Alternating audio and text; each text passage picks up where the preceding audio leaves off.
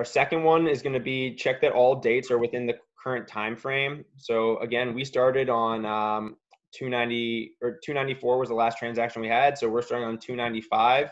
This is another case of a situation that we see a lot, is that people copy and paste from previous data. And like we would see here, you know, there was a May 20 transaction, and then it goes to 420. So that's based on probably Tulia Herrera's last transaction from this time. They had just copied and pasted and then forgot to make the modification to the date. And I think in this case, it's safe to assume that this one should just be set to June 20th, because they had just copied and forgotten the date.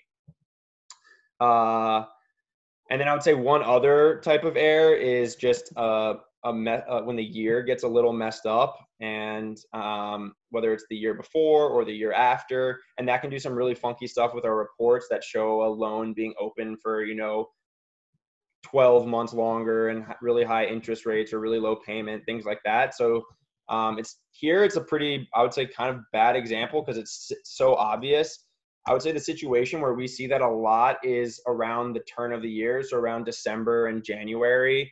And it's sort of like, you know, the December payments are 2019, and then they're copying and pasting, it goes to January, and then they continue with January 2019 instead of incrementing the year to 2020. So sort of just checking the date, and this is sort of, I would say most of the stuff is like kind of a dummy check. These are all very contrived examples to be like a little complicated, but I think a lot of this stuff, hopefully as it becomes more familiar, should start being a little obvious, and, you know, a lot of them should really stand out. Okay, so those are our first two errors. That's the check the dates that are all within the current time frame. Check that every line has one and only financial transaction.